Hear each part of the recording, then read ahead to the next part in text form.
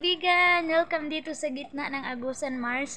Dito na po yung bahay ko mga kaibigan na transfer kasi kailangan ng alisin ito mga kaibigan yung old natin para malagyan ng tindahan doon. So mga kaibigan, kaagad-agad magpatayo kami ng munting tindahan natin dito sa Agusan Mars. So makikita nyo ngayon mga kaibigan yung new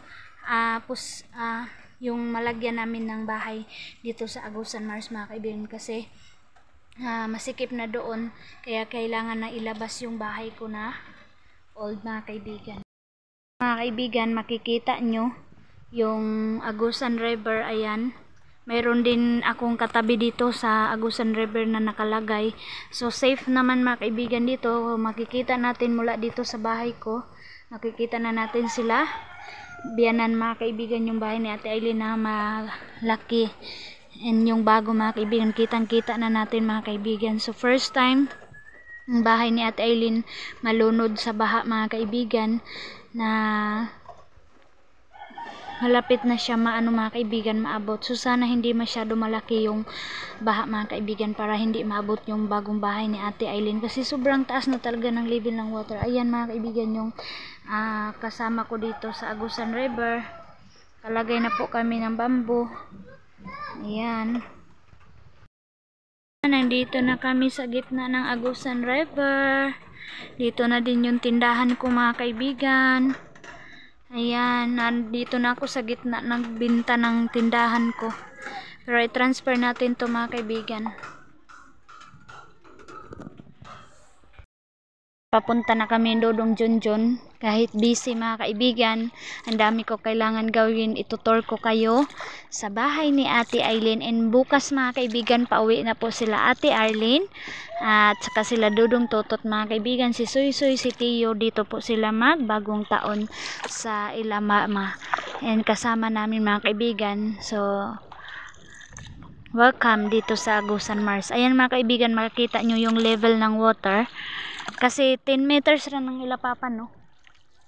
Ang TL. Yung poste mga kaibigan is 10 meters. Yung sa amin mga kaibigan, parang nakikita nyo mas mataas kasi 12 meters yung haba ng poste namin. So dito tayo dadaan para makita natin yung view ng bahay ni Ate Aileen na nakalunod na sa low poste mga kaibigan. Ayan. Wow! Nakalagay na sila ng mayroong solar si mama. Ayan mga kaibigan, oh. Oh no, yung CR, grabe. Ay, nalagyan na pala nila ng mga kaibigan, flooring sa babaw. Ayan, oh. Ha? Manta makaagi dari pang. Basta makatulong, makatagkatay pa. So, dito kami dadaan mga kaibigan, oh, kasi wala nang hagdanan na maayos. Dito tayo dadaan. Ayan na po yung CR. Nalagyan nila ng flooring pero nalunod na sa tubig baha mga kaibigan. Maliit na lang yung kulang. Dire ko pang. Ayan. Ito tayo akyat. Samahan ako ni Dodong Junjun mga kaibigan. Ayan. So ito yung naiwan nila mga kaibigan dahil nga nagpasko, kaya naiwan na naman nila yung bahay ni Ate Aileen, hindi naman napanday. Kaya ito na yung ganap. Yung dinaanan ko, oh. Grabe. Wow. Kikita na natin yung view dito. So tapos na nila pag-flooring dito mga kaibigan sa CR. Ito na yung CR ni Ate Aileen dito at saka yung banyo. Ayan, maluwag. And then yung dirty kitchen mga kaibigan.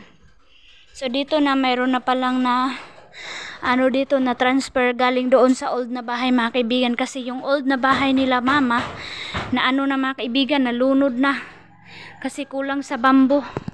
Ito na po yung misa na binili ni Ate Aileen nila mama. Tapos dito, oh, hindi pa rin tapos kasi wala pang plywood. Tapos dito, ayan, naulan na naman yung dirty kitchen mga kaibigan kasi hindi pa nalagyan ng atip doon. So dito tayo. Welcome. Wow. So nalagyan na pala ng flyboard. Ay, wow. Wala, ang dami nang nabago mga kaibigan. So dito tayo sa sala. And dito tayo sa akyatan mga kaibigan. Ang cute. Ang cute mga kaibigan, oh. Ito na po yung view. Papuntang itaas. Gwapa na di. Maganda na siya mga kaibigan, tingnan. Naka-double walling na din sila dito mga kaibigan. Ayan. So paint na lang siguro yung kailangan ni Ate Aileen nito mga kaibigan. Ate Aileen and Kuya Caleb, shout out. Nandito kami sa bagong bahay. Sana mapanood nyo yung pa-update sa bahay. Ayan, plyboard na kasi gusto sana ni Mama is tabla. Kaso mahal na mga kaibigan and matagal ang proseso sa tabla kaya plyboard na lang. So ito na yung divider ni Ate Aileen mga kaibigan kasama ng terno ng misa. Ayan, napakaganda nito na divider. So ayan, na-transfer na pala dito yung mga gamit na iba na mabibigat mga kaibigan para mapagaan naman yung old na bahay. Kaya ayan, hindi pa masyado ayos yung pagka-arrange kasi hindi pa naman mga kaibigan, wala pa naman sila Mama dito. Kaya ayan, mayroong solar si Mama. Malaking solar. So nagpaano na sila Mama nito mga kaibigan, nagpasukat na ng sliding window. So tapos na nasukatan ito mga kaibigan. Update ko na naman sa inyo kapag nakarating na. So ito na po yung dalawang kwarto. Yan, nalagyan na ng jamsis. Meron na, ang cute. Hindi yung ibang mga gamit doon sa baba na ipataas na nila mga kaibigan. Ayan, yung mga semento. Ayan, yung mga stock na hindi nagamit, nandito na sa itaas, so safe na. Ayan, yung mga yero na hindi nagamit na akyat na dito mga kaibigan. Grabe, ang ganda na. So ito, dito sa kwarto, ayan. Marami ng plywood. Ayan, dito na mga kaibigan yung plywood na binili bago nila Mama. So ayan. Ayan, meron palang natulog dito si Jan. So sorry Jan. Sino pa dito? So dito tayo mga kaibigan. Ayan, merong net si Mama, oh. Siguro ilalagay ito mga kaibigan sa, iwan ko kung saan yan gagamitin. Ayan. So marami na palang plywood mga kaibigan. Yung paglalagay na lang ang kulang. Ayan, mayroon pa nga sobrang plywood para siguro sa cabinet doon sa itaas mga kaibigan. Wow! Uy, mayroong secret dito mga kaibigan, oh. Mayroon dapat ilagay dito. Wow, nice. Ayan, may kuweba dito sa loob ng bahay ni Ate Aileen mga kaibigan. Tayo dito mga kaibigan, tingnan natin kung mayroon bang nabago dito. So ito lang siguro mga kaibigan yung nailagay nila, oh. Ayan, nalagyan nila ng frame yung hagdanan. Simple lang yung hagdanan mga kaibigan. So ito pa rin. At least malaki na yung kaibahan mga kaibigan sa pa-update natin dito ngayon. Ayan, so walang kaibahan dito mga kaibigan sa itaas. Nakita nyo na ito mga kaibigan. Yan. Yan dito, wow, baha na. Ayan si Papa, busy pa rin si Papa doon sa kanyang kulungan ng mga kalabaw at saka manok. At saka yung pambot niya, nilinisan niya mga kaibigan. Ayan yung mga manok nasa tuktok na ng bahay mga kaibigan. Dahil sa baha. So ayan na yung bahay ko, oh. Nasa Agusan River na mga kaibigan. Mataas na po yung level ng water. So baba na tayo mga kaibigan kasi kailangan ko pa maglinis doon sa bahay. Ang cute na ng bahay nila Mama. Excited na talaga kami mga kaibigan.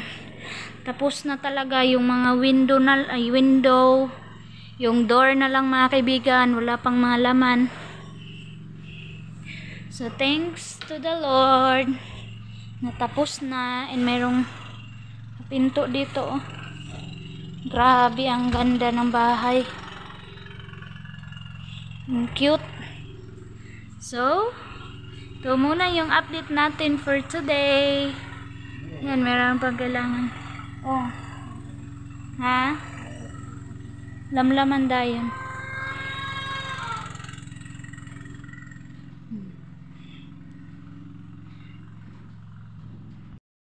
Sa pabahay ni Ate Eileen mga kaibigan. So thank you for watching. Update ko po kayo pagkatapos ng New Year. Happy New Year sa inyo mga kaibigan ko.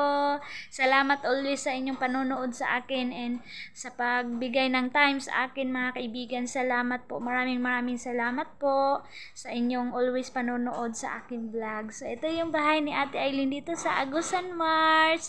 So sa akin din mga kaibigan, update ko kayo kung ano yung magagawa ko talaga mga kaibigan sa ating sahod sa ating YouTube. So sobra talagang ko mga kaibigan, yung bang pagsisikap and pagtitipid mga kaibigan para mas malayo yung marating natin sa ating sahod. Hindi lang kung ano-ano lang yung binibili natin mga kaibigan, kundi tinatap ko talaga siya mga kaibigan sa lahat ng mga nag-support, sa lahat ng tumutulong sa akin and nagbibigay ng konbigan.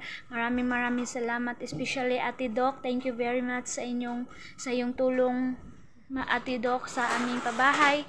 Malaking tulong po yun, lalong-lalo na ngayon mga kaibigan na walang income si Dudong Junjun kasi yung mga screen namin mga kaibigan ninakaw na. Kaya hindi pa kami nakagawa mga kaibigan ng bagong screen, bumaha na mga kaibigan. So hindi talaga makapangisda si Dudong Junjun this year mga kaibigan kasi wala po kaming bagong net, hindi kami makabili mga kaibigan kasi tamang-tama lang talaga sa materials, pang sahod sa tao mga kaibigan, pakain. So ganun lang talaga yung makakaya ko sa aking sahod sa YouTube. Hindi naman gaano kalakihan pa mga kaibigan. Kaya maraming salamat mga kaibigan ko. Kaibigan, hindi na daw ito itile sala mga kaibigan. Update sa old na bahay nila mama hala, nakalubog. Kaya sobrang na talaga sa Ate Eileen mga kaibigan, alala na talaga sa kanyang parents, sa kanila biyanan mga kaibigan, kasi kami din mga kaibigan ganito din yung itsura. Punta tayo dito hala, grabe, tubig na pala dito sa bahay na old mga kaibigan hala. So punta tayo dito. Sana hindi ito maano mga kaibigan. My God, Jesus. Ala! Ala, oh my God. Yan si Papa, naglinis si Papa mga kaibigan.